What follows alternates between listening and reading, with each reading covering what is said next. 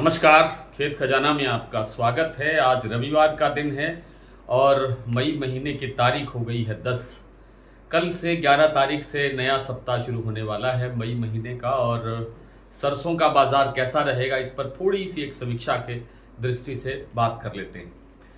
तो समीक्षा ये है कि सरसों में लगता ये है कि अब तक जितना टोटल हमारा उत्पादन है, जैसे एजेंसियां बता रही हैं 117 लाख टन, मान लीजिए कि 117 लाख टन अगर उत्पादन है तो अब तक जो स्टॉक है वो 7% कम क्यों है। यानी इस समय जो स्टॉक है वो पिछले साल की तुलना में अब तक इस समय तक 7% कम है। ये कम की बात समझ में नहीं आती। इसका मतलब ये भी है कि हमने जो पहले दिन कहा था, इस सीजन के शुरू होने से पहले जब बिजाई स्टार्ट हुई थी, तब से हमने कहना शुरू किया था कि बिजाई घट रही है, बिजाई घट रही है और उत्पादन पर प्रतिकूल प्रभाव पड़ रहा है, और ठीक वैसा ही होता हुआ दिखाई दे रहा है। ये एक मेरा अनुमान है और एक मेरा एक जो जो मैंने स्टडी किया है, सीजन बुआई शुरू होने से लेकर के अब तक के सफ़र को मैंने अध्ययन किया है, जो पढ़ा है। मैं ये दावा नहीं करता हूँ कि जो मैं कह रहा हूँ वो 100% सही है, 100% यही बात सही है। हो सकता है कि इसमें कुछ कमियाँ हों, कुछ गलतियाँ हों, लेकिन एक अनुमान के मुताबिक ये है कि 100 लाख टन से के आसपास से अधिक उत्पादन इस साल नहीं लगता है। और अब तक जितना सरसों बाजार में आ चुका है उसका लगभग मुझे लगता है कि 40% से ज़्यादा का सरसों मार्केट के अंदर आ चुका है। और जो किसान का सरसों है वो तो लगभग आप कह सकते हैं कि सारा का सारा ही बाजार में आ चुका है। 5 से 10% अप डाउन हो सकता है। और इतना सरसों वो उन किसानों के पास है जो काफ़ी समृद्ध हैं, जो रोकने की क्षमता रखते हैं, और जो जिन्हें ये लगता है कि इस बार भाव काफ़ी ऊंचा जा सकता है। तो उस दृष्टि से हो सकता है कि कुछ किसानों के पास नाम मात्र का सरसों रखा हो, बचा के रखा हो, अपना स्टॉक बना के रखा हो। लेकिन जो आम तौर पे किसान का जो सरसों होता है वो अब तक बाजार में लगभग आ चुका है। अब ये सरसों है कहाँ? अब ये सरसों ज़्यादातर बड़े स्टॉकिस्ट के हाथ में है, और कुछ मिलर्स के पास थोड़ा है, और उसके बाद थोड़ा सा प्रोसेसर्स के पास है। तो जो सरसों टोटल कुल मिलाकर के हम ये मान सकते हैं कि 40, 45, 42 लाख टन के आसपास सरसों जो है वो मार्केट में आ चुका है, और उसका भी लगभग 90% क्रशिंग में जा चुका है। और क्रशिंग में जाने के बाद जो जो बनता है, जो शेष बनता है वो बनता है लगभग 60 लाख टन। 60 से थोड़ा बहुत कम होना चाहिए। और आने वाला जो सीजन है, यानी अगली फरवरी से जो नया सरसों आना शुरू होगा, फरवरी एंड से, फरवरी 27 की मैं बात कर रहा हूँ, तब तक के लिए क्या ये सरसों काफ़ी है? क्या ये जो स्टॉक है ये काफ़ी है हमारे देश की खपत को देखते हुए?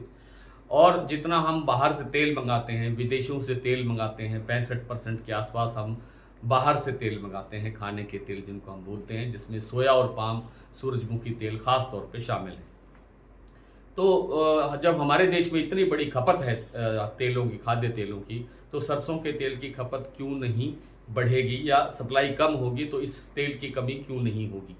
और तेल की कमी होगी तो फिर जो आप मान के चलिए कि खपत का सारा सीजन शेष पड़ा है, और नई सरसों आने में अभी आप ये मान के चलिए कि मई का महीना तो ये है, तो 7 महीने तो इस साल के पड़े हैं, और 3 महीने आप अगले मान के चलिए। 9-10 महीने की यात्रा है अभी नई फसल आने में। तो 9-10 महीने के लिए हमारे पास ये जो स्टॉक है ये काफ़ी कम है। और इसलिए लगता है कि ये जो भरतपुर का भाव आज 7,000 के आसपास और जो जयपुर का भाव 7400 के आसपास घूम रहा है, ये एक नया भाव बना सकते हैं। मैं बड़ी बात कह रहा हूँ, आप बहुत ध्यान से सुनिए कि सरसों इस साल नया भाव बना सकती है, नया ऊंचा भाव बना सकती है। तो मेरे कहने का तात्पर्य ये कतई नहीं है कि सरसों का भाव 10,000 हो जाएगा, सरसों का भाव 9,000 हो जाएगा या 6,000 रह जाएगा। लेकिन जो पिछले हमारे जो रिकॉर्ड रहे हैं 21, 22, 23 के, 24 के, 25 के, जो हाईएस्ट भाव रहे हैं, उनसे भाव कुछ अच्छा बन सकता है, कुछ आगे निकल सकता है।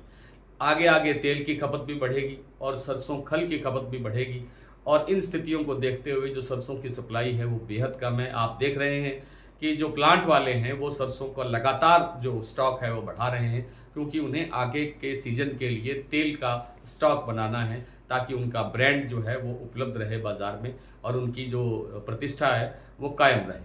तो इन स्थितियों को देखते हुए लगता है कि बाजार अब आगे और तेज रहने वाला है। बीच बीच में थोड़ी बहुत करेक्शंस आते हैं, क्योंकि जैसे एक साथ 200-300 रुपये बढ़ता है तो एक साथ बिकवाली आती है, कुछ लोग थोड़ा थोड़ा मुनाफा लेते हैं और ये स्ट्रेटजी भी सही है, बिल्कुल सही है। ये थोड़ा थोड़ा मुनाफा ज़रूर लेते रहना चाहिए, क्योंकि एक हमारे ये कहा जाता है कि हमारे जो ब्रह्मांड है इसके अंदर 9 ग्रह होते हैं, लेकिन जो 10वां ग्रह है वो सरकार होती है। और सरकार जो है वो 10वां ग्रह है, वो कभी भी जो इस सारे सिस्टम को जो है वो ब्रेक दे सकता है, कुछ भी कर सकती है। सरकार के पास बहुत सारे हथकंडे होते हैं, बहुत सारे साधन होते हैं। तो इसलिए थोड़ा थोड़ा जब हाइट भाव आए, ऊंचा भाव आए, तो थोड़ा थोड़ा 10 पैसे, 15 पैसे, 25 पैसे, इतना % का मुनाफा लेकर के चलते रहना चाहिए। ये स्ट्रेटजी मुझे लगता है सही है। आपको क्या लगता है कमेंट में ज़रूर बताएं। कल आपसे फिर मुलाकात होती है, तब तक के लिए नमस्कार।